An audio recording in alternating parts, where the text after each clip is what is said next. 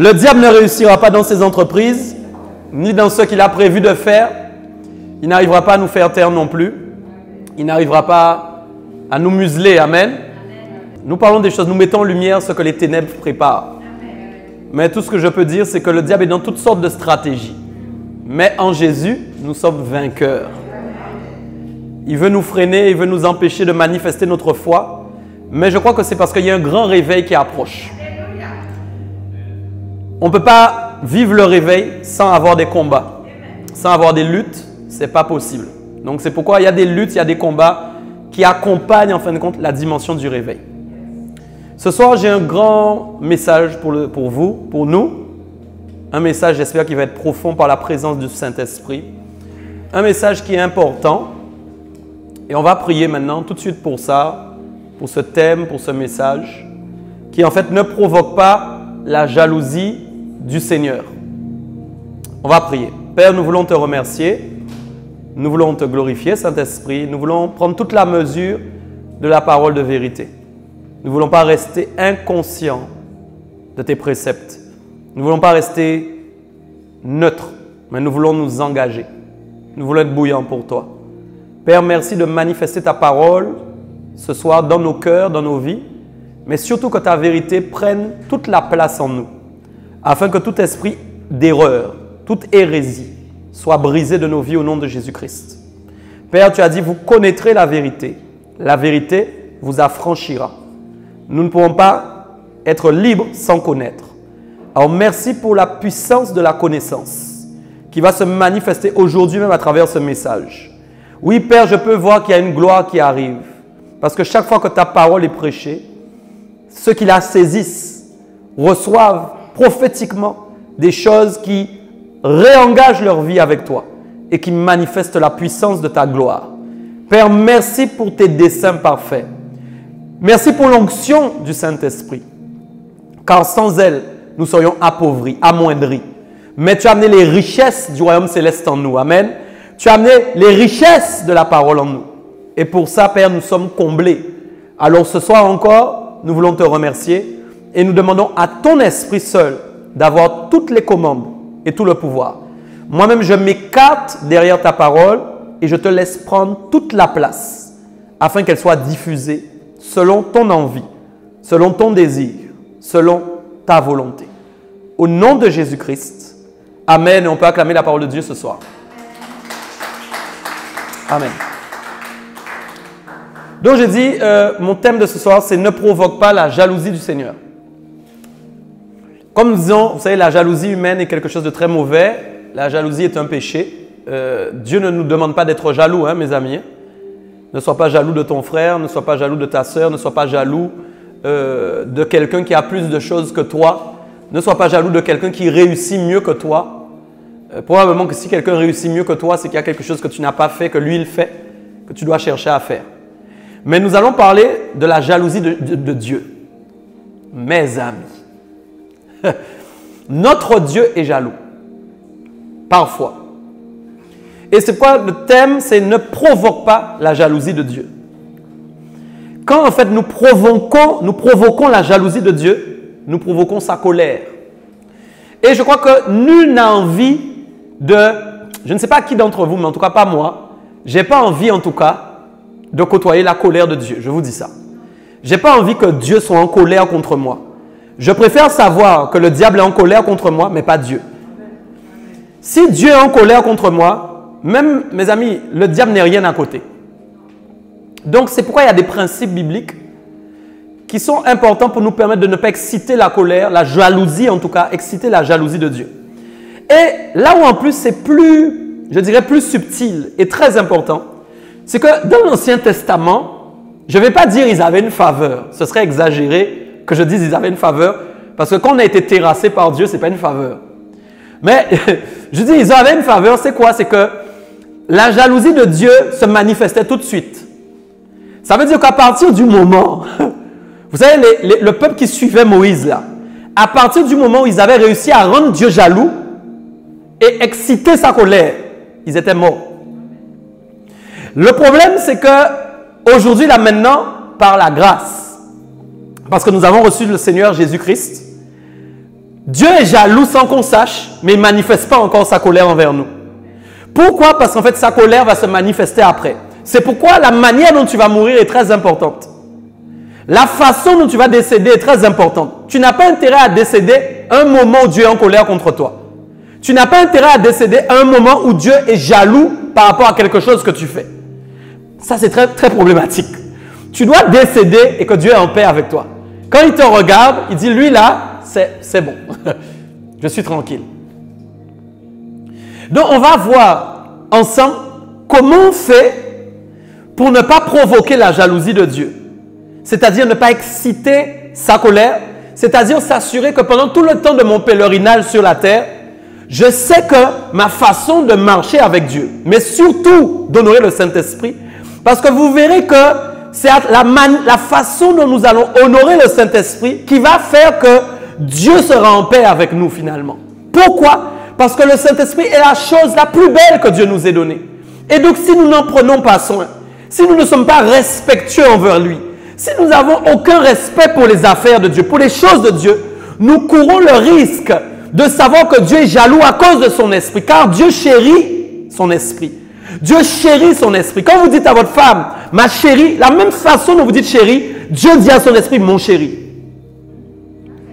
Et donc Dieu est jaloux de ce qui se passe avec son esprit en fonction de la manière dont nous nous comportons avec lui. C'est essentiel. Et donc, je vais prendre d'abord un premier texte avec vous qui se situe dans 1 Corinthiens 10, versets 1 à 5.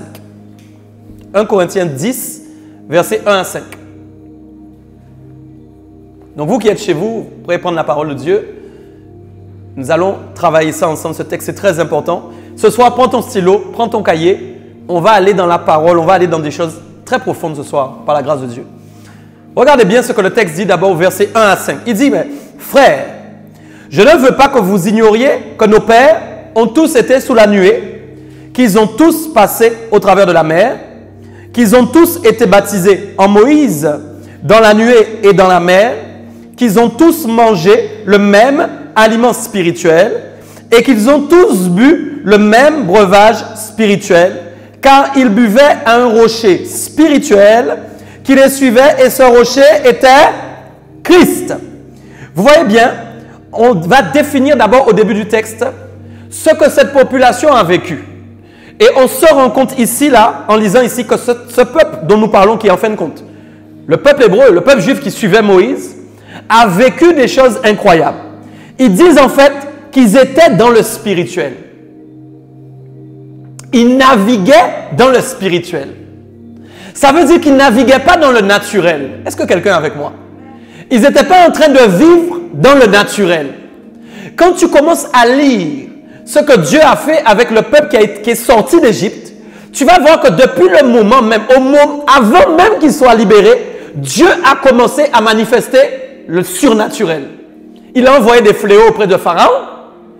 Il a fait sortir le peuple avec des grands prodiges. La mer Rouge s'est ouverte.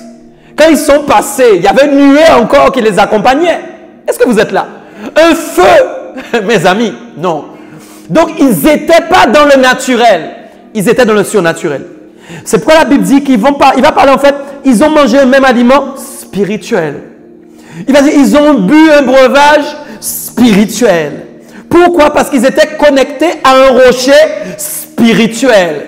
Ça veut dire qu'ils ne buvaient pas de l'eau. Ils ne mangeaient pas de la viande normale. Ils mangeaient de la viande qui tombait du ciel, mes amis. Ils buvaient de l'eau qui sortait d'un rocher. Quand on a frappé, l'eau sortait d'un rocher. Où est-ce que vous avez vu ça? Il y avait des animaux qui tombaient, des bêtes tombaient du ciel. Dieu leur donnait à manger sur le plan spirituel. Dieu leur a donné à boire sur le plan spirituel. Et évidemment, tout cela était en fait une préfiguration des choses qui allaient se passer dans la venue de l'Esprit de Dieu. Car quand l'Esprit de Dieu est venu en nous et qu'il dit que des fleuves d'eau vive vont couler de notre sein, il est en train d'interpréter une prophétie qui dit que nous serons remplis de son esprit. À tel point que nous allons déborder, nous n'allons pas lâcher des fines pluies. Nous n'allons pas lâcher un filet d'eau. Mais nous allons lâcher quoi? Des fleuves, mes amis, des fleuves. C'est là où on voit toute la dimension de la spiritualité qui tourne autour du corps de Christ. Parce qu'en fait, Dieu veut impacter tous ceux qui entourent. C'est pourquoi quand tu es rempli, c'est pour pouvoir remplir les autres. Quand tu es rempli, c'est pour pouvoir toucher les autres. Quand tu es rempli, c'est pour déborder quand les autres même baignent dans l'onction dans laquelle tu es. Est-ce qu'on se comprend? Donc, ils ont vécu des choses fortes spirituellement. J'aimerais dire que c'est un privilège. Et j'aimerais que tu dises chez toi, c'est un privilège. C'est un privilège de vivre ces choses-là. Beaucoup de gens sont en train de souffrir maintenant. Beaucoup de gens n'ont aucune aide sur qui se raccrocher. Beaucoup de gens sont dans la peur, entendent dire « n'aie pas peur », mais n'arrivent pas à ne pas avoir peur. Beaucoup de gens n'arrivent pas à imaginer ce que demain va être. En nous, nous sommes dans le spirituel. Nous là, nous baignons dans le spirituel. Donc, ça veut dire que si j'ai conscience que je baigne dans le spirituel, j'ai en fait une notion d'honneur qui vient dans mon cœur. C'est-à-dire, je ne peux pas rester sans avoir le désir d'honorer Dieu quand je vois ce qu'il fait dans ma vie. Quand je vois de quelle manière il agit, je ne peux pas rester sans l'honorer. Pourtant, on voit que ce même peuple qui était dans le spirituel, il n'a pas réussi à honorer Dieu.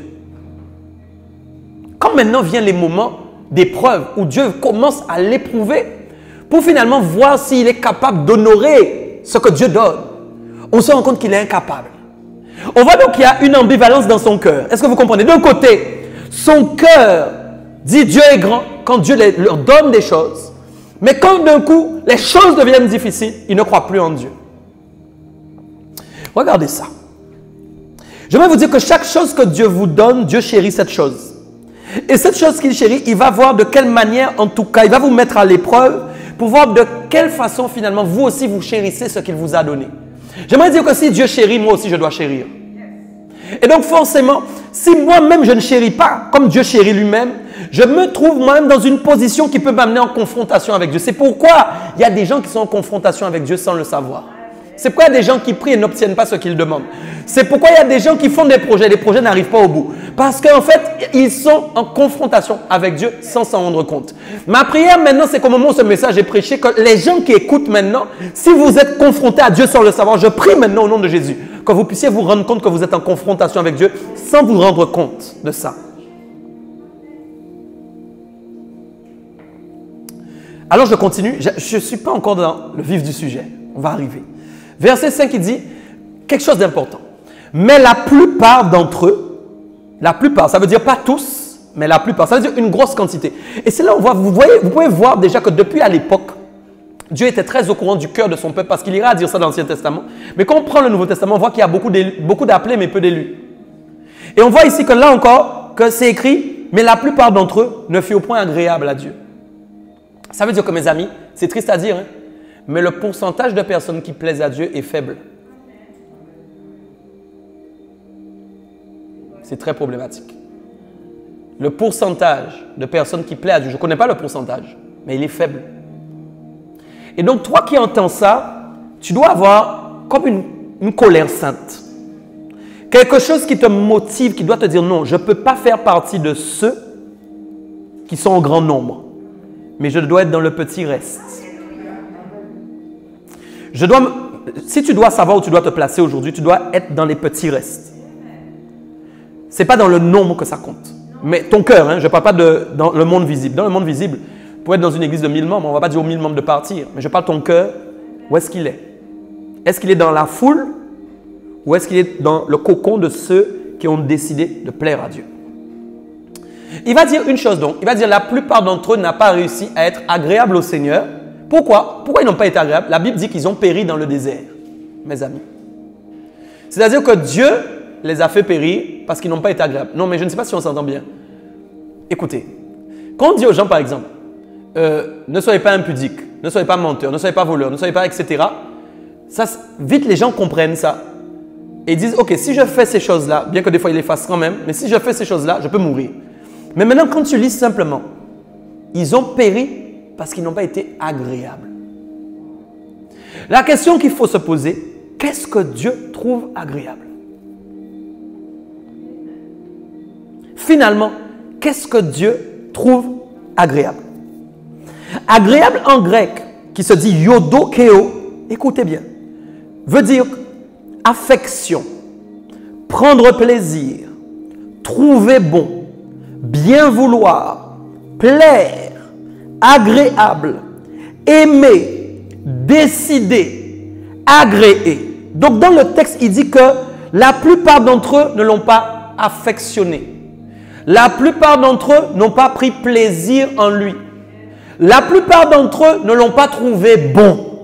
La plupart d'entre eux n'ont pas bien voulu le suivre.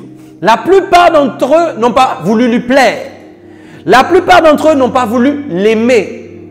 La plupart d'entre eux n'ont pas décidé de le suivre. La plupart d'entre eux ne l'ont pas agréé. Est-ce que vous voyez un peu? Ça fait beaucoup de choses. Donc on parle qui n'ont pas été agréables à Dieu. On est en train de dire toutes ces choses en même temps. C'est là où on voit qu'il y a une notion d'affection qui doit entrer en ligne de compte. Est-ce que j'affectionne particulièrement les choses de Dieu? Est-ce que j'affectionne particulièrement le fait qu'il m'ait donné son esprit? Amen. Regardez bien. Dans Nombre chapitre 14, les versets 22 à 24, on va voir quelque chose de très intéressant. Nombre 14, versets 22 à 24. Vous allez voir ça.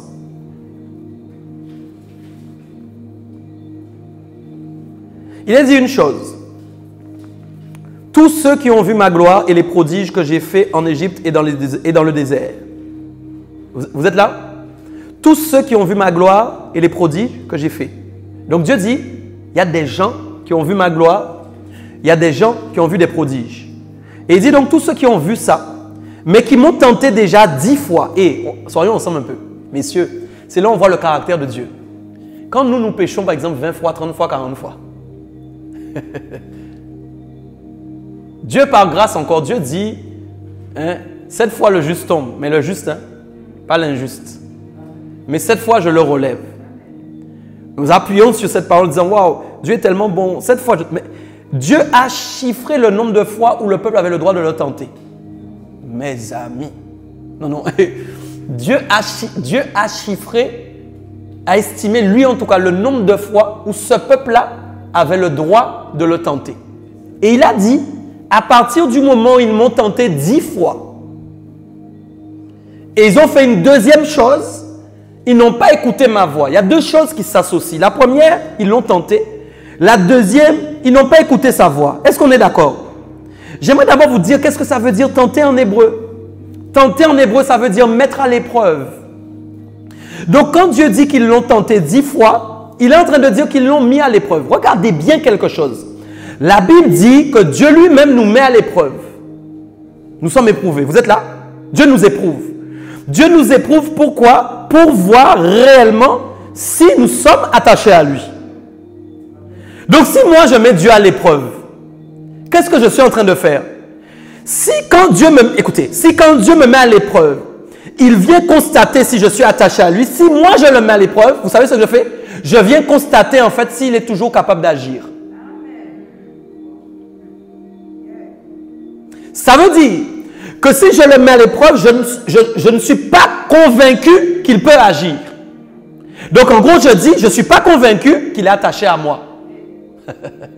Tel Dieu nous met à l'épreuve, tel nous, quand nous le tentons, nous le mettons à l'épreuve aussi. Et la Bible dit que ceux qui l'ont tenté 10 fois, c'est-à-dire qui ont osé en fin de compte essayer de penser une fois qu'ils n'étaient pas attachés à eux. C'est pourquoi mes amis, écoute, je dois encourager quelqu'un. Quel que soit ce que tu vis, quels que soient les combats que tu as, quels que soient les péchés que tu as, quelles que soient les difficultés que tu as, ne tente pas Dieu par contre. C'est-à-dire ne rentre jamais dans un mouvement au niveau de ta pensée, au niveau de tes pensées. Ne sois pas animé de notre esprit que celui du Saint-Esprit pour penser que Dieu ne peut plus agir. Regardez quelque chose. Ils n'ont pas écouté sa voix. Ça veut dire que moins on écoute la voix, plus on peut tenter Dieu. Plus j'écoute la voix de Dieu, plus j'écoute la parole de Dieu, moins je serai capable de le tenter. Pourquoi? Parce que sa parole me préserve. Sa parole préserve mon cœur. Sa parole préserve mes pensées. La voix de Dieu est une couverture pour mes pensées. La voix de Dieu est en fait l'influence de ma vie. La voix de Dieu est les orientations, les directives que je dois prendre. Quand sa voix m'investit, je ne vais pas avoir le désir de le tenter. Mais si je n'écoute pas sa voix, si je ne prends pas plaisir dans le fait d'entendre sa parole, si je ne prends pas le temps de laisser sa parole m'investir, si je ne prends pas le temps d'écouter sa voix, alors je peux dériver. Et regardez bien, verset 23, je vais vous dire quelque chose après. Il est dit donc, tous ceux-là ne verront point le pays que j'ai juré à leur père de leur donner. Tous ceux qui m'ont méprisé ne le verront point. Vous avez vu ça? C'est pas le salut, ça? C'est pas le salut, ça? Ça, c'est le salut. Quand nous disons qu'il y a beaucoup d'appelés mais peu d'élus, peu entrent en fait. Quand je dis il y a peu d'élus, ça veut dire qu'il y a peu de personnes qui vont entrer dans le royaume des cieux. Mes amis, c'est dur, hein? Non, c'est dur. Il faut vraiment qu'on se remette en question. Il dit, il y a peu de personnes qui vont entrer. Pourquoi? Parce que quand vous mettez Dieu à l'épreuve, vous le rendez jaloux. Dieu est jaloux pour lui-même. Je vais essayer d'expliquer ça autrement pour qu'on puisse comprendre. Dieu lui-même connaît sa propre valeur. Vous savez que Dieu se regarde lui-même. Mes amis, Dieu est tellement... C'est-à-dire que quand Dieu se regarde, il voit qui il est. Quand Dieu agit, il voit comment il agit. C'est pourquoi quand il a conçu la terre et les cieux, il était content de ce qu'il avait fait. Il n'y avait personne à côté de lui. Tu es là ou pas? Mais, donc Dieu se plaît à lui-même. Lui, il ne le fait pas avec orgueil, lui. Lui, il le fait parce qu'il est Dieu. C'est pourquoi il y a des choses que nous, on ne peut pas faire parce que nous ne sommes pas Dieu, mais que lui, il est capable de faire parce qu'il est Dieu. Donc lui, quand il se regarde en tant que Dieu, il s'aime. Donc en fin de compte, quand on parle de lui, on parle de ce qu'il voit de lui. Donc quand il envoie ce qui le concerne dans nos vies et qu'il agit, il attend de voir ce qu'on va faire de ce qu'il a envoyé. Donc en fait, il est jaloux de l'utilisation qu'on fait de ce qu'il a envoyé. Ça veut dire que ce qu'il a envoyé de lui, ce que je vois de lui, si je commence à murmurer, à dire il n'est pas capable, il commence à être jaloux de ce qu'il a envoyé pour moi. Mes amis, c'est comme si Dieu est lui-même sa propre femme. Ne soyez pas choqués, c'est la vérité. C'est comme si Dieu est lui-même son propre époux. Mais il est Dieu. Il est Dieu. Donc il est jaloux. C'est comme si en fait Dieu, son image, ce qu'il fait, c'est son épouse. Et imagine, toi maintenant, tu viens et tu bats son épouse. Allô, allô, allô. Dieu va être jaloux de ce que tu es en train de faire. C'est pourquoi Dieu est jaloux pour lui-même. Et il dit donc, il y a des gens qui ne sont pas entrés en fait là où ils devaient aller. Pourquoi? Parce qu'ils n'ont pas été agréables. Ils l'ont mis à l'épreuve et ils n'ont pas écouté sa voix. Je vais arriver plus loin. Dieu m'a donné des paroles, je vais les citer, pendant que j'étais en esprit en train de préparer le message. Dieu m'a dit de donner des définitions claires dans son cœur. C'est quoi mettre Dieu à l'épreuve? J'ai dit, on met Dieu à l'épreuve, on le tente. Et je vais vous citer plein de phrases que le Saint-Esprit m'a données. Dieu me disait, mettre Dieu à l'épreuve, c'est penser qu'il ne peut plus agir. Quand vous pensez un moment, même une fraction de seconde, que Dieu ne peut plus agir pour vous, vous êtes en train de le mettre à l'épreuve. Vous êtes en train de le tenter. Il m'a dit encore, quand vous pensez qu'il n'est pas assez fort pour régler le problème, c'est-à-dire vous estimez qu'il y a des problèmes qui sont trop forts pour Dieu, vous êtes en train de le tenter. Quand vous pensez que votre vie passée était meilleure que celle de maintenant, vous êtes en train de tenter Dieu. Quand vous comparez les œuvres de Dieu avec les œuvres du monde, vous êtes en train de tenter Dieu. Quand vous mettez en oubli le souvenir des capacités de Dieu, vous êtes en train de le mettre à l'épreuve. Quand vous vous arrêtez au mauvais endroit, au mauvais moment, vous êtes en train de le mettre à l'épreuve. Quand vous criez pour rien, rappelez-vous, ils se sont mis à crier et à murmurer, à crier à Moïse. Vous vous rappelez? À crier à Moïse. Ramène-nous, ramène-nous.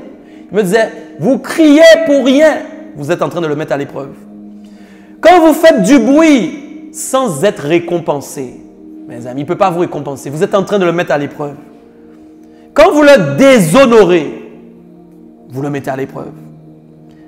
Quand vous le rendez homme, c'est-à-dire vous l'avez mis au même niveau qu'un homme. Mes amis, c'est sérieux. Hein? Vous êtes en train de le tenter.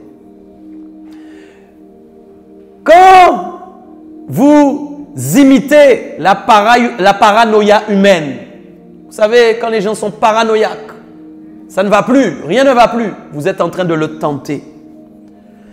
Quand vous vous délestez des combats, vous êtes en train de le tenter.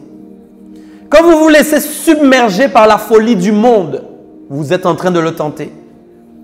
Quand vous redoublez de terreur et d'effroi, vous êtes encore en train de le tenter. Quand vous voyez le jour comme la nuit, il faut bien comprendre cette parole.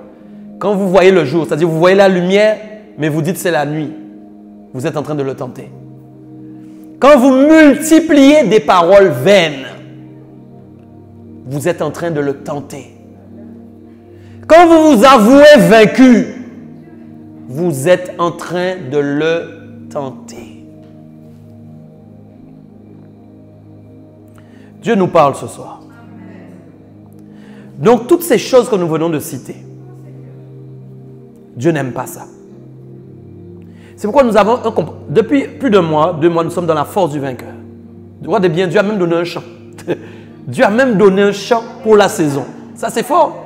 Pour que nous-mêmes, nous puissions nous revêtir de la force du vainqueur. Je veux dire à quelqu'un, nous sommes forts.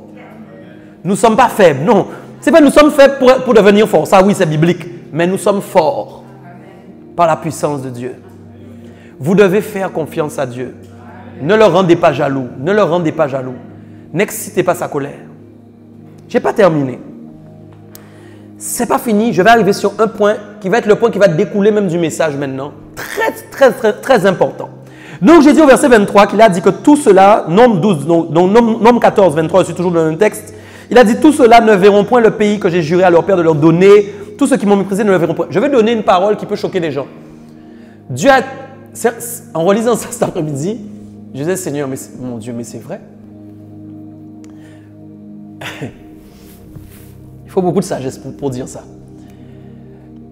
Nous disons, Dieu n'annule pas ses promesses. C'est vrai, non? Dieu n'annule pas ses promesses. C'est ce que nous disons. D'ailleurs, quand même nous n'arrivons pas à voir quelque chose, nous disons, Dieu n'a pas pu annuler sa promesse, nous continuons de croire. Si vous lisez bien le texte là, il est dit, tous ceux-là qui ont tenté 10 fois, qui n'ont pas écouté sa voix, regardez bien, ne verront point le pays de quoi? Que j'ai quoi? Que j'ai quoi? Que j'ai juré à leur père de leur donner. Je suis en train de te dire que ce n'est pas parce que Dieu t'a promis quelque chose que tu es obligé de l'obtenir. La promesse n'est pas annulée car il a juré. Mais ils n'ont pas réussi à entrer dans ce en quoi il avait juré. Ça veut dire, on doit aller plus loin en profondeur. Ça veut dire que quand Dieu promet quelque chose, il attend un comportement pour obtenir cette promesse. Mes amis, je vais vous donner un exemple très simple. Soyons clairs. J'ai 3 enfants à la maison. J'ai 3 enfants.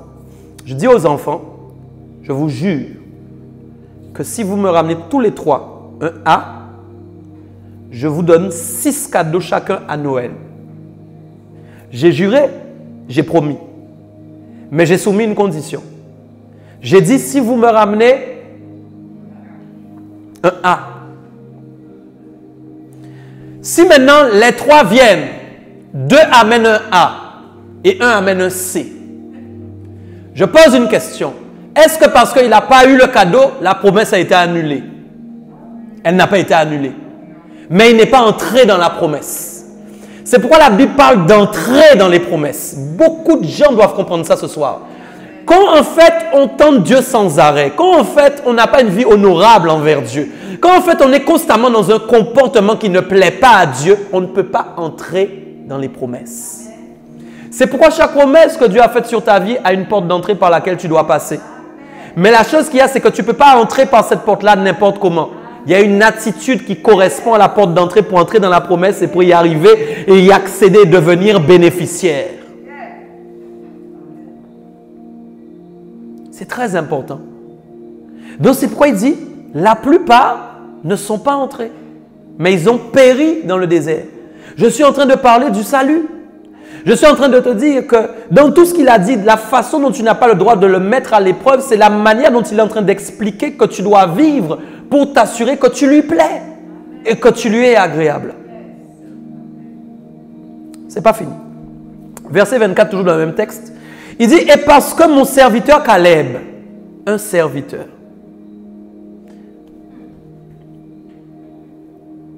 c'est raide, des milliers de gens, des milliers de personnes suivaient Moïse. Dieu va parler d'un homme. Et nous savons, il y a un deuxième. qui prend la suite de Moïse. Mais un homme dont il va parler là maintenant dans le texte, sur des milliers, beaucoup d'appelés, peu d'élus.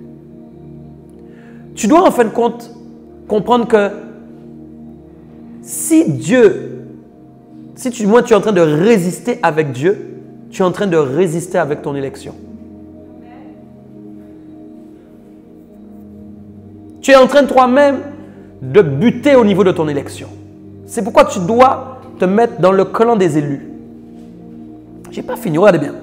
Verset 24. Parce que mon serviteur Caleb a été animé de notre esprit et qu'il a pleinement suivi ma voie. Deux choses.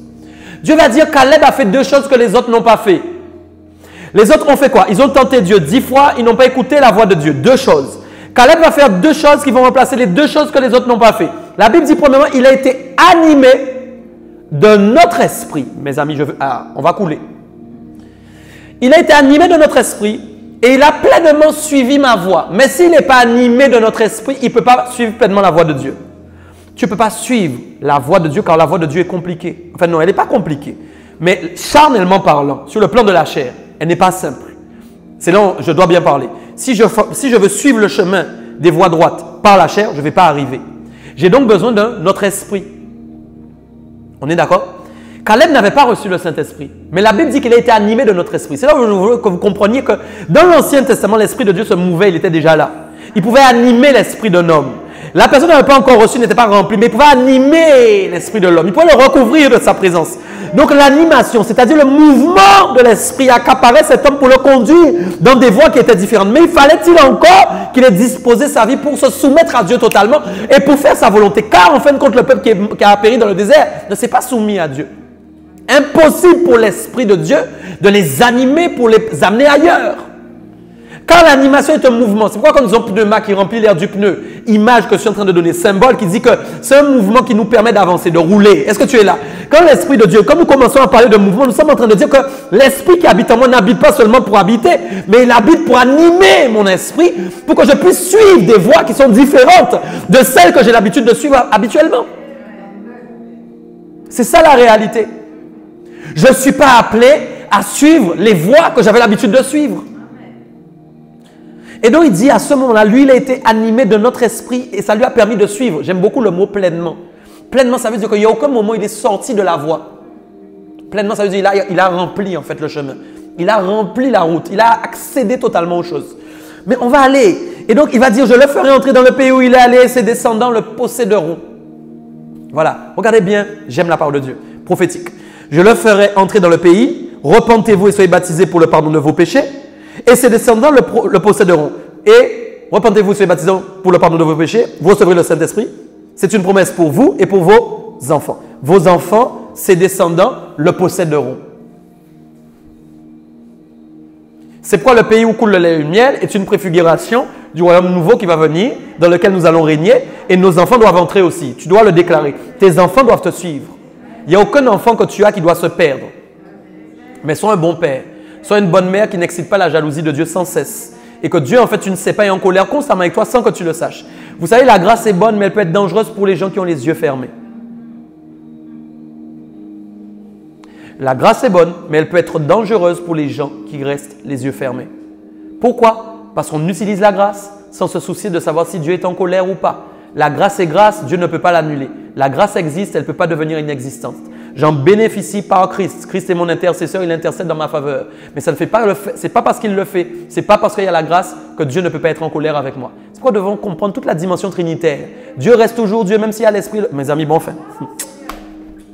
La dimension trinitaire est forte, mais vous ne pouvez pas enlever le caractère de Dieu dans la dimension trinitaire. Vous ne pouvez pas dire que parce qu'il y a Christ qui est bon, Christ qui est doux, qui est mort pour nos péchés et qui finalement nous donne accès à la repentance, etc., sous prétexte que Christ fait tout ça, que Dieu n'a plus de colère, que Dieu n'est pas en colère, que Dieu vous ne pouvez pas enlever ça, ce n'est pas possible. Dieu peut être en colère avec vous sans que vous en rendiez compte. Et c'est très dangereux. C'est très très dangereux, c'est un souci en fait. Alors je vais rester sur ça. En hébreu, je veux parler de mettre à l'épreuve. Non, je l'ai dit déjà, j'ai déjà donné une notion. Je veux dire qu'il soit animé, voilà, de notre esprit. C'est ça qui m'intéresse. Je veux parler d'animer. Animer, ça veut dire en fait donner à quelque chose de la vie, du mouvement ou encore inspirer. C'est pourquoi quand on parle du Saint-Esprit, on parle beaucoup de l'inspiration. c'est-à-dire l'inspiration que l'Esprit de Dieu va nous donner pour composer, pour créer quelque chose, pour agir de telle ou telle manière. C'est pourquoi, disons, il n'y a aucune lecture, il y a aucune prophétie qui peut être interprétée de telle ou telle manière. Il n'y a aucun texte dans la Bible qui peut être interprété de telle manière, mais parce que c'est poussé par l'Esprit, c'est-à-dire ça a été animé par l'Esprit que nous avons la révélation. Donc quand je prêche maintenant, je suis animé de notre esprit qui n'est pas mon esprit, le Saint-Esprit, qui anime mon esprit pour parler.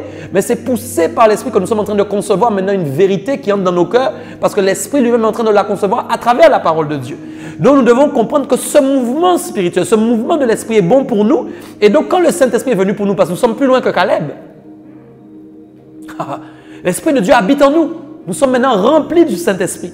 Dis-toi bien que le mouvement qu'il avait, mes amis, le mouvement que nous pouvons avoir avec l'Esprit de Dieu est tellement puissant. C'est pourquoi je dis ça souvent dans mes messages, mais c'est une vérité. Les prophètes voulaient vivre ça. Ils voulaient le voir se réaliser. Parce qu'ils savaient qu'il y avait quelque chose de plus grand que ce qu'ils vivaient eux. Ils étaient dans le prophétique, c'est-à-dire qu'ils étaient dans l'avenir, ils étaient dans la voyance. Ils voyaient ce qui allait se passer dans l'avenir et le fait de le voir leur donnait envie aussi d'y accéder. Alors ils ont écrit carrément dans le texte, ils auraient voulu être avec vous, ils auraient voulu vivre ça. Parce qu'ils savaient ce qui nous attendait. Donc il dit, voilà l'animation. Je vais parler beaucoup de l'animation parce que nous devons être animés de l'Esprit de Dieu. Il y a un texte, donc dans Luc 9, on change de texte, Luc 9, versets 51 à 56, le temps qu'on vous le mette aussi à l'écran. Donc il dit au verset 51, « Lorsque le temps où il devait être enlevé du monde approcha, Jésus prit la résolution de se rendre à Jérusalem. Il envoya devant lui des messagers qui se mirent en route et entrèrent dans un bourg des Samaritains pour lui préparer un logement. Mais on ne le reçut pas parce qu'il se dirigeait sur Jérusalem.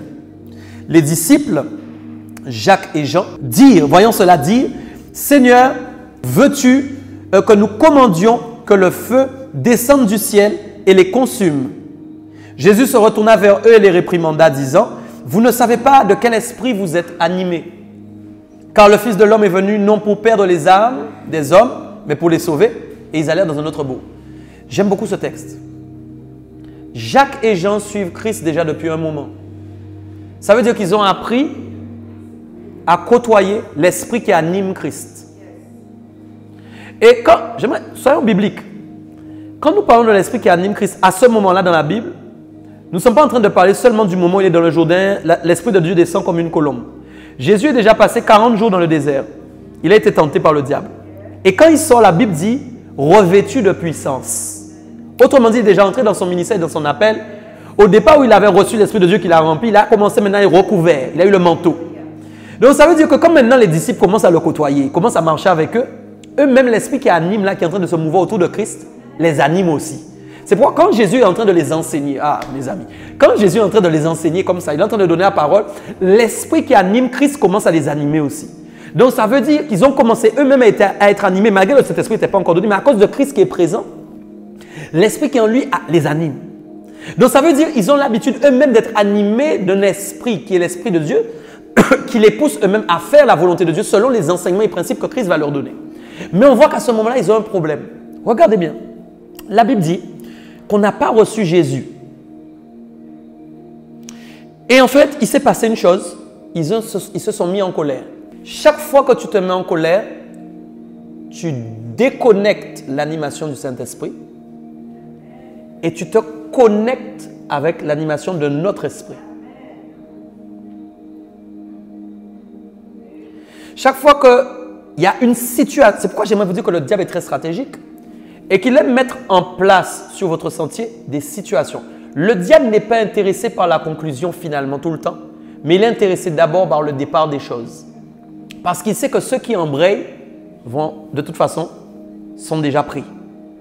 Ce que je suis en train de te dire maintenant, c'est de ne pas embrayer. C'est pourquoi en fait, quand lui, il place des situations, il sait que la situation va créer en nous une possibilité de déconnecter l'animation de l'Esprit de Dieu. C'est ce qui s'est passé. Quand on leur a dit « Jésus n'entre pas là », ils ont eu une colère. Ils se sont dit « mais elle était charnelle, elle n'était pas spirituelle ». C'est pourquoi des fois on peut vouloir se battre pour les choses de Dieu, mais attention, on est trop charnel. Je dis ça. Il y a des gens, ils vont chercher des problèmes pour rien parce qu'ils pensent qu'ils défendent Dieu. Ils veulent même se battre pour défendre Dieu. Mes amis, mais Dieu, si tu n'es pas sûr que Dieu t'a pas envoyé te battre pour lui là, Dieu n'a pas besoin de tes coups de poing pour se battre. Tu ne peux pas défendre Dieu. C'est ton témoignage qui valorise le nom de Dieu. Mais tu ne peux pas défendre Dieu. Alors, ils se sont mis en colère. Et qu'est-ce qui s'est passé? Il y a un autre esprit. Il dit bien, vous ne savez de quel esprit vous êtes animés. Ne sois pas choqué. Tu peux être pasteur, tu peux être apôtre, tu peux être diacre, tu peux être évangéliste, tu peux être leader de louange. Tu peux être animé d'un autre esprit. Oui. Si tu te connectes à lui, il influence. Alors, quand maintenant ils ont été animés, j'aimerais vous montrer que l'animation est toujours une inspiration. Parce que l'animation va créer en eux, en fait, une réaction qui pense être bien. C'est pourquoi des fois, vous avez des réactions que vous pensez que c'est bien, mais pourtant, ce n'est pas une bonne animation. Vous êtes sûr pourtant que c'est bien. Et vous voyez, et mes amis, il faut être c'est très profond ce qu'on est en train de dire là. Beaucoup de gens peuvent être sûrs de leur vérité, être sûrs même de ce qu'ils pensent maintenant, mais c'est un autre esprit qui les anime. Parce que quand tu lis le texte comme ça, si Jésus n'avait pas réprimandé, tu aurais trouvé ça bien? Tu aurais dit, mais ils ont raison. Qu'est-ce qu'on allait faire à Jésus là? Quoi? C'est bien, non? C'est bien ce qu'ils ont fait. Pourquoi? Vous n'êtes pas d'accord avec moi? C'est bien. Ils défendent Jésus. Pourtant, Jésus va dire non. Il va donner la précision. L'homme est venu non pour perdre les âmes des hommes, mais pour les sauver. Alors voici en fait, j'aime ça. Voici en fait la comparaison entre à ce moment précis, ce que l'Esprit de Dieu aurait dû leur dire et ce qui est venu contrer cette pensée. C'est-à-dire qu'au moment où ils ont eu de la colère, s'ils n'avaient pas connecté, c'est-à-dire que tout de suite ils n'avaient pas arrêté, ils auraient eu la pensée que Jésus n'est pas venu faire mourir les âmes, mais il est venu les sauver. Ils n'ont pas eu le temps de la voir. C'est pourquoi des fois il y a des réactions bonnes que Dieu veut vous inspirer, que vous n'avez pas le temps d'avoir parce que vous avez laissé le temps à la mauvaise action de s'amplifier en vous. C'est comme ça qu'on se fait avoir. C'est comme ça qu'après on a des regrets. C'est comme ça qu'après on réfléchit, on dit mais pourquoi j'ai fait ça? Ça ne vous est jamais arrivé de faire des choses où vous vous dites pourquoi j'ai fait ça? Parce que vous avez été animé d'un mauvais esprit. Ce n'est pas de votre faute, vous avez été animé d'un mauvais esprit. Vous vous êtes laissé aller. Ce n'est pas fini. Donc voyez bien, si nous disons que Caleb lui a été animé de notre esprit, ça veut dire que l'esprit qui l'a animé lui a permis de faire des choses bien. Donc à l'inverse, nous savons que le Saint-Esprit peut nous animer pour nous conduire à faire que des bonnes choses. Tout dépend de comment nous allons vivre avec lui. Ce n'est pas fini.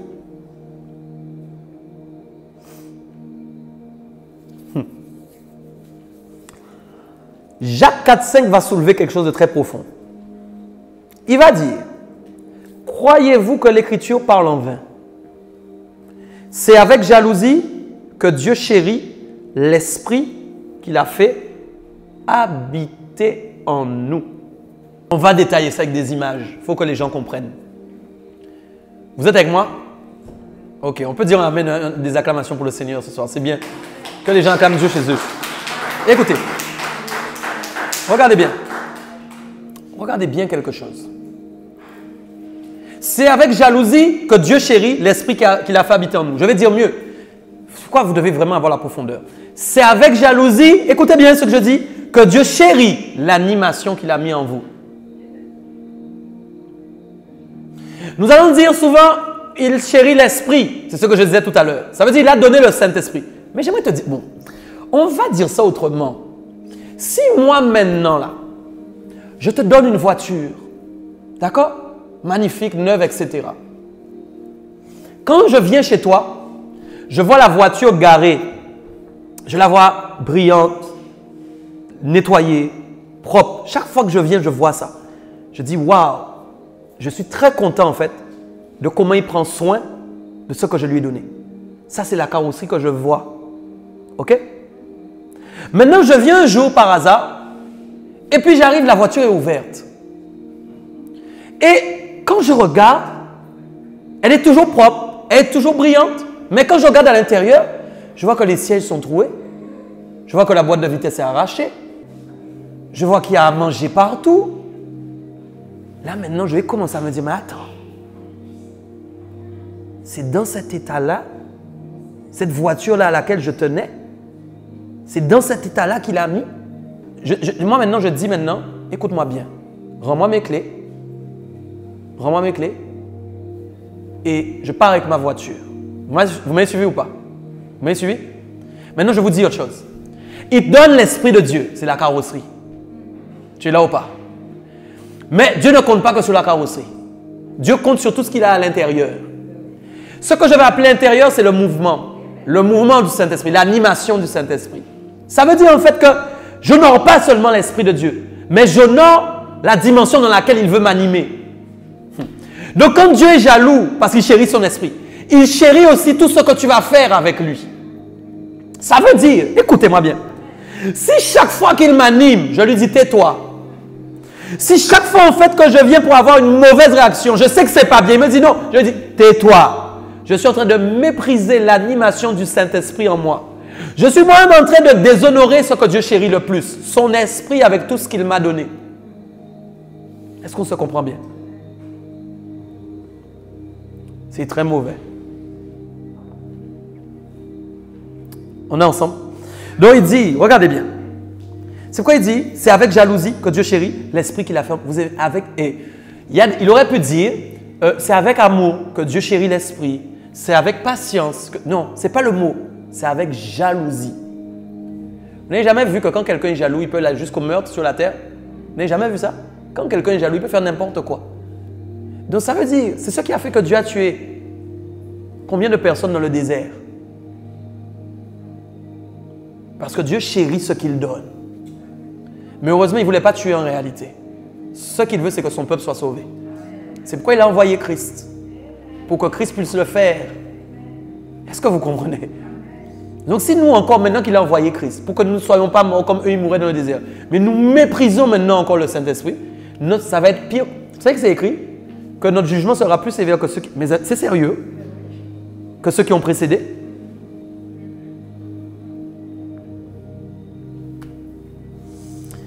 Grand don, grande responsabilité. Voilà, 1 Corinthiens 10, on change de texte. 1 Corinthiens 10, versets 6 à 12. Regardez bien. Or, ces choses sont arrivées pour nous servir d'exemple. C'est ce que je disais. Or, ces choses sont arrivées pour nous servir d'exemple, afin que nous n'ayons pas de mauvais désirs comme ils en ont eu. Écoutez bien. Maintenant, je vais parler à quelqu'un ce soir. Vous êtes là? Je parle à quelqu'un. Ça, c'est clair et net. En fait, ce n'est pas seulement parce qu'on a le Saint-Esprit qu'on peut faire bien. Dieu est en train de dire qu'il a donné un exemple. Pourquoi? Pour que nous n'ayons pas de mauvais désirs. Ça veut dire que sur base seulement des exemples que nous avons, nous sommes capables de ne pas avoir de mauvais désirs. Avant même que le Saint-Esprit ait commencé à travailler. C'est pourquoi j'aime à dire qu'il y a des gens qui aiment leurs mauvais désirs. Il y a des gens qui ne veulent pas changer. C'est pourquoi il y a des délivrances qu'on n'opère pas parce que tu n'es même pas encore arrivé là. Ça ne sert à rien d'opérer une délivrance si tu n'es pas encore arrivé là. Si tu n'as pas encore compris que l'exemple qu'on t'a donné suffit pour que tu n'aies pas de mauvais désirs. Parce qu'on va te délivrer, mais à cause de tes mauvais désirs qui sont toujours là, tu vas recommencer. Les démons iront chercher 7 autres plus forts. Ils seront 8 en toi. Et ta condition sera pire que la précédente.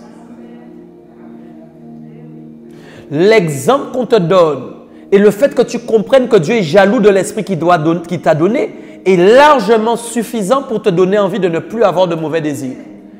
C'est une position.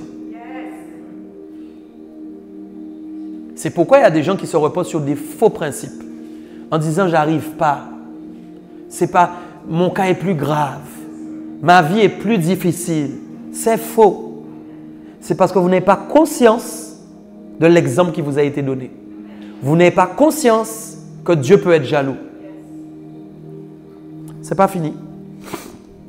Alors il va commencer à citer, verset 7. « Ne devenez point idolâtres comme quelques-uns d'eux, selon qu'il est écrit. Le peuple s'est assis pour manger, pour boire, puis se levèrent pour se divertir. » Dieu m'a donné une bonne révélation sur ça, dont je vais vous parler tout à l'heure, très intéressante. Ils se sont levés pour se divertir. « Ne nous livrons point à l'impudicité comme quelques-uns s'y livrèrent, de sorte qu'il en tomba 23 000 en un seul jour. » 23 000 morts en un jour. « Ne tentons point le Seigneur. » Vous vous rappelez? Ne le mettez pas à l'épreuve. Comme le tentèrent quelques-uns d'eux qui périrent par les serpents. Ne murmurez point. J'ai déjà dit tout ça. Comme murmurèrent quelques-uns d'eux qui périrent par l'exterminateur. Ces choses leur sont arrivées pour vous servir d'exemple. Et elles ont été écrites pour notre Instruction, tu entends, c'est l'exemple que tu entends, c'est l'instruction que tu reçois maintenant. À nous qui sommes parvenus où? À la fin des siècles. Mes amis, si nous ne comprenons pas, qui est parvenu à la fin des siècles si ce n'est pas toi et moi? Pour qui est ce texte? Si tu es parvenu à la fin des siècles, l'exemple est pour toi, l'instruction est pour toi. Ainsi donc que celui qui croit être debout prenne garde à ne pas tomber. Beaucoup de gens pensent qu'ils sont debout parce qu'ils ont des révélations. Beaucoup de gens pensent qu'ils sont debout parce qu'ils reçoivent une parole de Dieu. Vous êtes en train de vous appuyer sur le mauvais debout. Le vrai debout, c'est celui qui a compris qu'il y a un exemple qui a été donné qu'il ne doit pas reproduire. Le vrai debout, c'est celui qui a compris qu'il doit honorer Dieu parce que Dieu est un Dieu jaloux. Or, beaucoup de gens pensent qu'ils sont debout parce qu'ils prophétisent. Beaucoup de gens pensent qu'ils sont debout parce qu'ils parlent en langue. Beaucoup de gens pensent qu'ils sont debout parce qu'ils font des miracles, qu'ils font des guérisons, je ne sais pas tout. On n'est pas debout à cause de ça. Ce n'est pas ça qui nous rend debout. Ce qui nous rend debout, c'est parce qu'on sait que Dieu est jaloux. Ce qui nous rend debout, c'est parce qu'on ne veut plus avoir de mauvais désirs. Ça nous met debout. C'est pourquoi il dit que celui qui croit être debout, qui croit, hein? Ça veut dire croit, il pense qu'il est debout, en fait il n'est pas. Prenne garde à ne pas tomber. C'est ça en fait. Mais en fait, il est en train de dire, en réalité, il est en train de dire que c'est quelqu'un qui se fourvoie. C'est-à-dire qu'il pense, donc il est déjà à terre en fait. Il me disait pendant que je préparais le message, l'exemple sert à se préserver des mauvais désirs et donc à ne pas se laisser animer de notre esprit que le Saint-Esprit. Il me disait encore, ceux qui sont parvenus à la fin des siècles, c'est-à-dire nous avons l'exemple et l'instruction.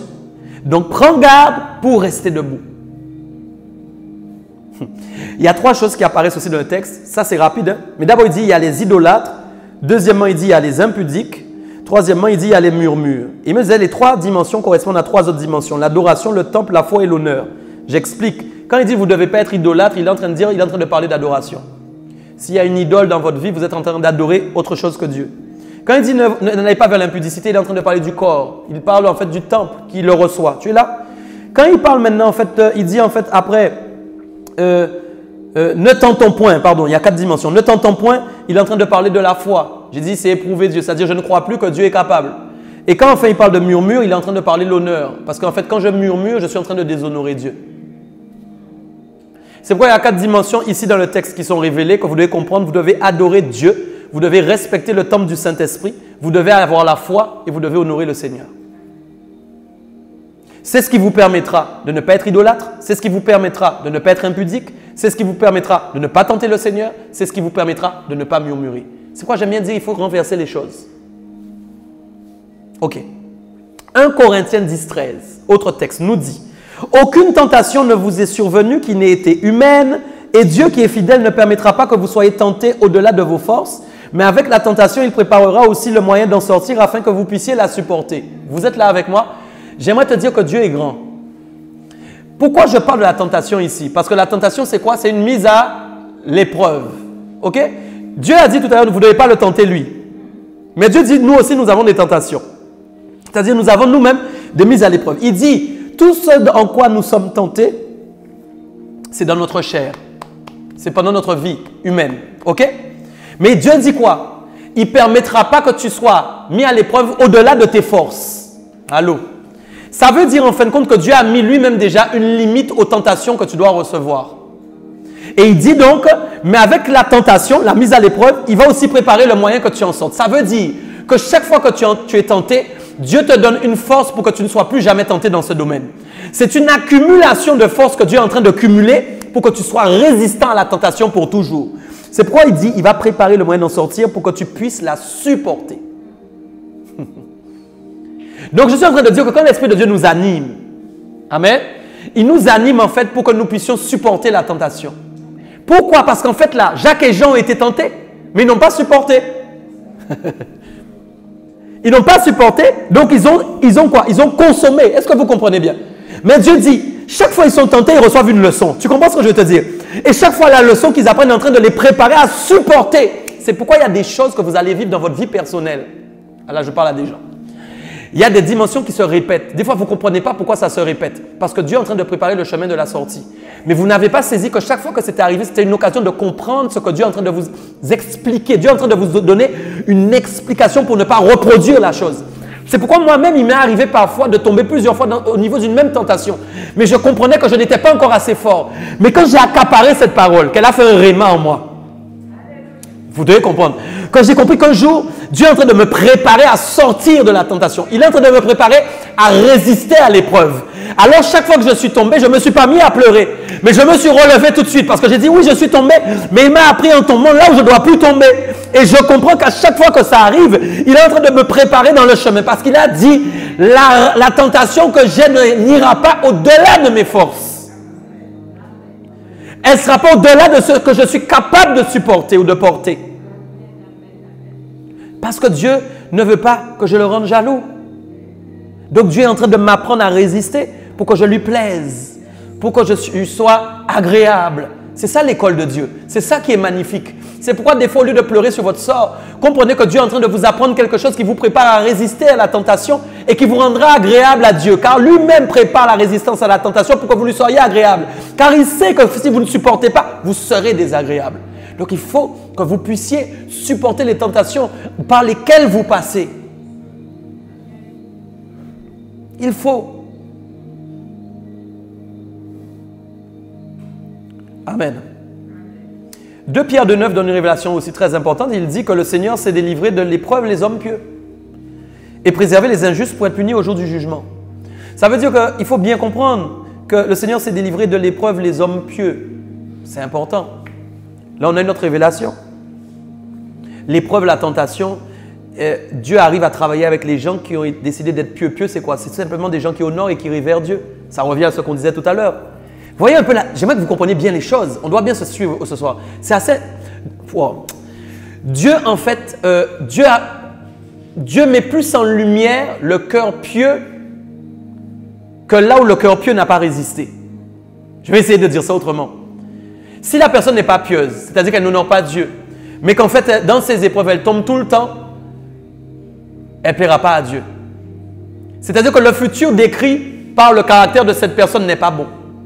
Mais quand Dieu voit que tu es pieux, j'aimerais bien expliquer ce que je dis. C'est-à-dire qu'il a analysé ton cœur, il a vu que tu aimes l'honorer, tu aimes lui plaire, il sait que dans le temps, tu vas te transformer. Pourquoi? Parce que ton cœur pieux est plus important que les épreuves par lesquelles tu es en train de passer. C'est pourquoi David, quand il a péché, il a chuté, Dieu ne l'a pas laissé tomber. Parce que son cœur était pieux. Vous comprenez ça? Il a été tenté, il est tombé. Vous comprenez? Mais à cause de son cœur pieux, Dieu l'a relevé. Est-ce que tu comprends ça? Donc c'est pourquoi il y a une chose qu'il faut que vous compreniez. L'honneur pour Dieu est très important. Vous devez comprendre ça. Il faut révérer le Seigneur. Il faut l'honorer. Il faut aimer les choses de Dieu. Il faut chérir ce qu'il nous a donné. C'est pourquoi même quand tu es dans l'épreuve, que tu es éprouvé, ça va te préserver. Pourquoi il dit « il sait délivrer ». Ce n'est pas toi qui sais te délivrer. Dieu sait le savoir. Ça veut dire Dieu a un savoir que toi tu n'as pas. Il sait comment délivrer les hommes pieux.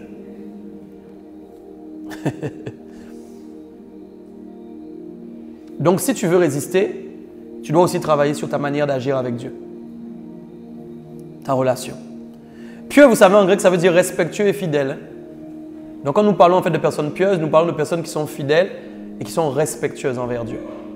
Ça ne veut pas dire que ces gens-là ne tombent pas un jour. Vous comprenez ça? Ça ne veut pas dire que parce que tu es respectueux et fidèle, tu n'es pas tombé un jour. Ça ne veut pas dire qu'un jour tu n'as pas dérapé. Dieu n'a pas rejeté Jacques et Jean parce qu'ils avaient dérapé. Ok. C'est pas fini. Écoutez.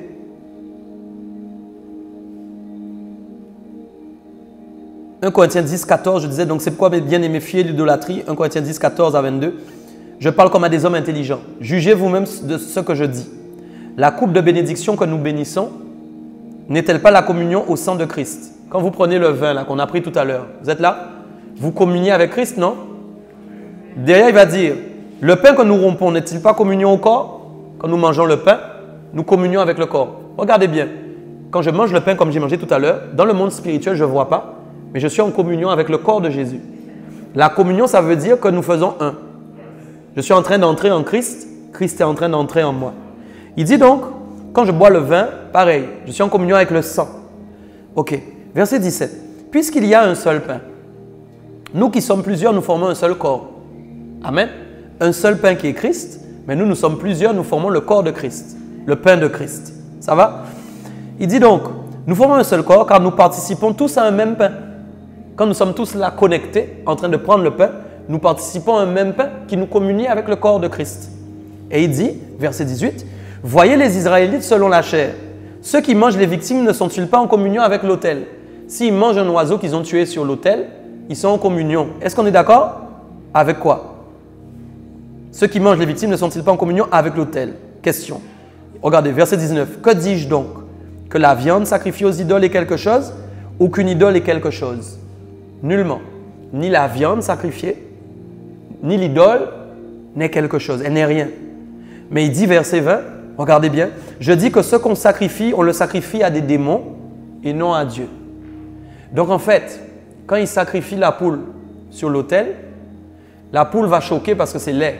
Le béton qui la reçoit va choquer, il y a du sang partout. Mais je ne communie pas avec le béton, je ne communie pas avec la poule. Mais je communie avec quelque chose qui est derrière le rituel. Et la Bible dit que derrière ce rituel, il y a un démon. Donc quand l'acte est fait, j'ai communié avec un démon. Vous êtes d'accord ou pas? Verset 21. Non, je dis donc, verset 20 toujours, je dis que ce qu'on sacrifie, on le sacrifie à des démons et non à Dieu. Or, je ne veux pas que vous soyez en communion avec des démons. C'est la vérité, non? Vous ne pouvez boire la coupe du Seigneur et la coupe des démons. Vous ne pouvez participer à la table du Seigneur et à la table des démons. Vous allez voir où je veux arriver. Lisez. Voulons-nous provoquer la jalousie du Seigneur? Sommes-nous plus forts que lui? Je vais expliquer quelque chose ici, avant de ne pas être très loin de ma conclusion. Oui, je ne suis pas loin. De très, très, très profond aussi. Quand nous lisons le texte là, nous allons dire, ouais, mais ça c'est réservé aux sorciers. C'est une erreur. Tu vas lire le texte là, tu vas dire, mais moi je ne tue pas de bête. Moi je ne vais pas dans un rituel où les gens font ça. Soyons spirituels. Derrière toute œuvre se cache une inspiration. Nous avons la preuve. Écoutez bien. Quand Dieu a dit tout à l'heure que Caleb était animé de notre esprit, c'est ce qui l'a rendu agréable, non? Mais en même temps, il a dit que si Caleb est entré, il était agréable. Il a dit d'autres maintenant sont morts parce qu'ils étaient agréables. Suis-moi bien. Il dit pourquoi ils étaient désagréables. Il dit il y en a qui m'ont tenté 10 fois et ils n'ont pas écouté ma voix, ils sont morts. On est OK? Si tu prends maintenant le monde des ténèbres, le monde des ténèbres est régi, légalement parlant, par un homme qu'on appelle Satan et par des anges qui sont tombés, qui sont des anges déchus qu'on appelle des démons. C'est pourquoi quand vous lisez Ephésiens 6, on peut vous dire qu'on ne lutte pas contre la chair et le sang, contre des principautés, etc., des dominations, des autorités, des princes des ténèbres, j'en passe, des esprits méchants. Quand maintenant je lis ça, je comprends que donc derrière chaque inspiration, il y a un esprit. Je ne peux pas parler d'inspiration sans parler d'esprit. Donc quand le peuple maintenant est mal inspiré et qui se met à être idolâtre, qui se met à être impudique, vous êtes avec moi? Qui se met à faire toutes sortes de choses. Il est en train de tuer une bête. Est-ce qu'il est en train de tuer une bête? Non. Non. Mais pourtant, il communie avec quelque chose qu'il ne voit pas. C'est pourquoi, en fin de compte, quand je couche avec une femme hors mariage, comme sur le plan légal, le mariage ne m'a pas permis dans l'alliance de manifester la droiture de Dieu et donc de bénéficier de la communion, non seulement du mariage avec Dieu, je suis en train de communier avec autre chose. Car le mariage, selon les principes de Dieu, me permet de communier avec Dieu. C'est pourquoi quand deux personnes se marient, on parle de trois, on dit que Christ est au milieu d'eux, ils sont le béton, mais ils sont en train de communier avec Dieu parce que Dieu authentifie le mariage comme étant valable. Mais quand maintenant nous couchons avec une femme plusieurs fois ou d'autres femmes, j'en sais rien, les gens ils couchent, quand maintenant chaque fois qu'ils font ça avec quelqu'un, qu'est-ce qui se passe? Ils communient avec un autre esprit qui anime le fait d'avoir envie de coucher. Donc il y a un autel qu'on ne voit pas. C'est pourquoi je dis, voulons-nous provoquer la jalousie du Seigneur? Je vais plus loin. Chaque fois en fait que nous laissons notre esprit nous inspirer, nous sommes en train de communier avec cet esprit. Et donc nous excitons la jalousie de Dieu. Pourquoi? Parce que Dieu nous a donné son esprit et que ce qu'il veut, c'est qu'en fait nous communions qu'avec son esprit. Voilà où il y a des infidélités cachées que les gens ne voient pas, ne se rendent pas compte, pensent qu'ils peuvent garder leur caractère comme ça, ils peuvent faire ce qu'ils veulent, injurier, faire n'importe quoi et penser qu'ils ne sont pas en train de communier. Chaque fois que vous faites une chose qui devient habituelle, vous êtes en train de créer un rituel qui vous connecte automatiquement à une communion avec un esprit invisible que vous ne voyez pas. Et cet esprit obtient des droits légaux pour manifester en vous des inspirations. Et c'est comme ça que quelque chose que vous avez commencé à faire un peu de fois, vous commencez à le faire beaucoup de fois.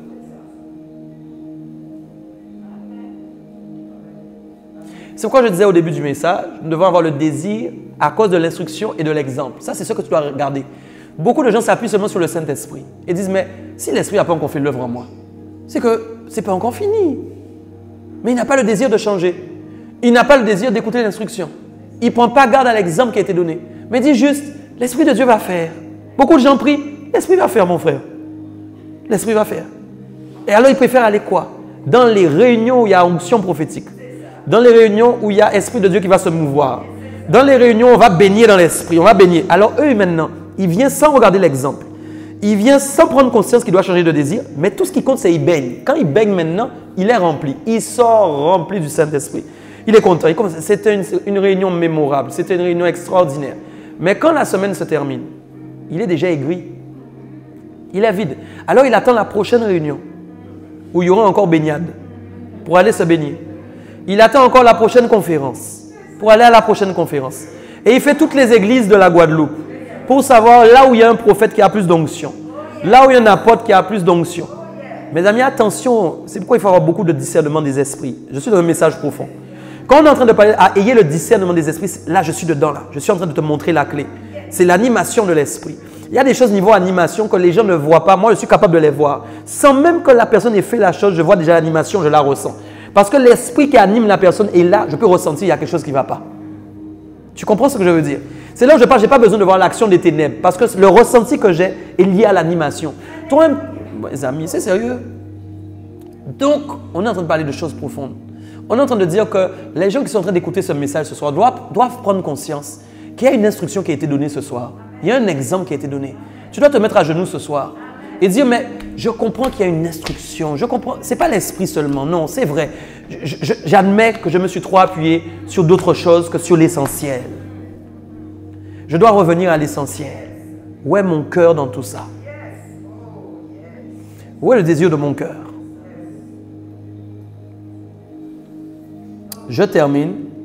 Voulons-nous provoquer la jalousie? Mes amis, un homme là sur terre là est capable de provoquer la jalousie de Dieu. Les gens vont prier pour provoquer la pluie divine. Ils vont prier pour provoquer l'onction. Ils vont provoquer le feu. Ils vont provoquer toutes choses. Mais est-ce qu'ils se rendent compte qu'ils peuvent aussi provoquer la jalousie de Dieu? Sommes-nous plus forts que lui? Tu vois, tu es plus fort que le diable. Ça, je peux le dire. Mais maintenant, je pose la question. Est-ce que tu es plus fort que Dieu? Là où les gens sont toujours, nous sommes plus forts que le diable. Mais où tu en es avec Dieu? C'est pourquoi j'aime toujours plus parler de Dieu que du diable. Les gens qui parlent tout le temps du diable me font peur parce que je me dis, ils ne se soucient pas de Dieu. Est-ce qu'eux-mêmes ne sont pas en affaire avec Dieu sans le savoir? Toujours en train de parler du diable ci, le diable ça. Est-ce que tu n'es pas en affaire avec Dieu sans le savoir? Analyse ton langage aussi pour voir où tu en es à ce niveau. Les démons, le diable, les démons, le diable, les démons, le diable. Mais est Dieu dans tout ça? Je termine. Il était un peu long mon message, mais il fallait qu'on aille au bout de ça. Dieu m'a donné une clé là. Vraiment, ça j'ai dit, mais même moi, je vous dis sincèrement, je l'ai pris pour moi aussi. Je prends les choses pour moi aussi. Quand j'enseigne, le Seigneur m'enseigne aussi. Même quand je prêche là. Mais celui-là est très subtil. J'ai bien aimé vraiment. Je dis, Saint-Esprit, c'est vrai. Tu as raison. Le Seigneur me disait quelque chose. Pendant que je prie, j'entends l'Esprit me dire, l'idolâtrie est souvent dans le divertissement. Je dis à Dieu, hein? Je dis, oui, regarde le texte. Et je prends la Bible, je recommence à lire et regardez bien dans 1 Corinthiens 17 qu'on a lu tout à l'heure. Je vais terminer sur ça. 1 Corinthiens 10, verset 7. Ce sera la dernière partie de mon message. 1 Corinthiens 10, verset 7. Regardez bien ce qui est écrit. Le texte dit, ne devenez pas idolâtres, mais si on reste là, on n'a pas la définition de l'idolâtrie, ni de comment elle est entrée. Mais il va expliquer qu'est-ce que c'est pour lui que l'idolâtrie. Et il va définir comment elle est entrée. Et il va dire, ne devenez pas idolâtres comme quelques-uns d'eux selon ce qu'il est écrit. Le peuple s'est assis pour manger et pour boire.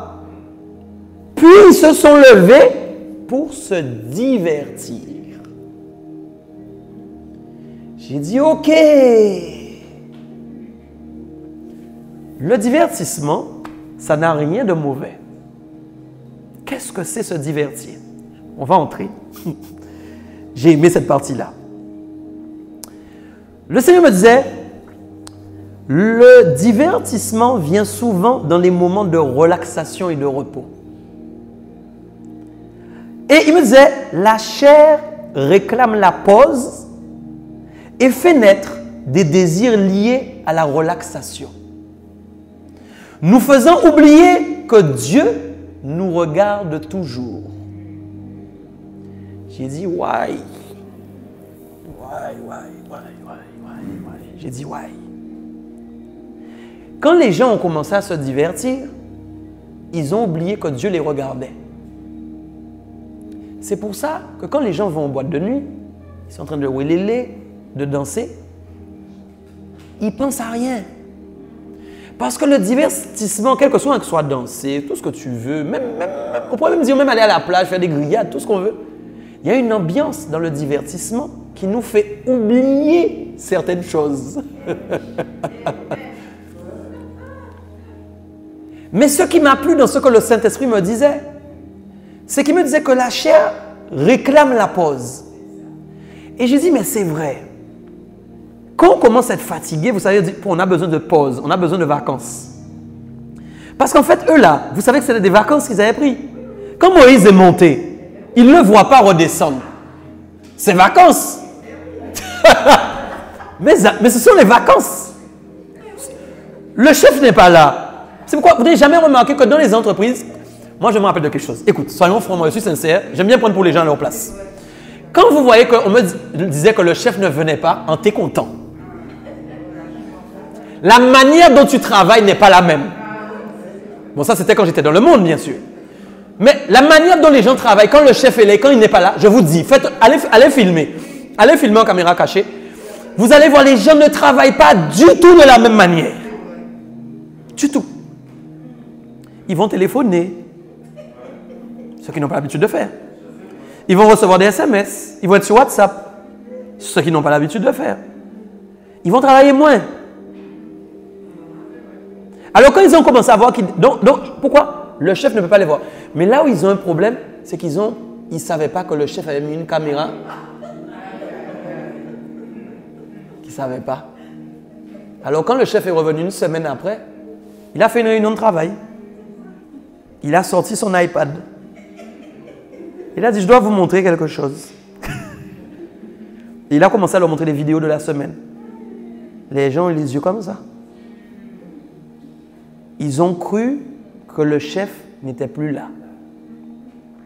Et même nous, quand nous commençons à dire, nous allons nous reposer, tout ça, la chair même aime. Elle dit, moi, il y a un truc que j'aime. La chair aime ça. Le moment où tu te poses dans le canapé. Automatiquement, elle te dit, allume la télé.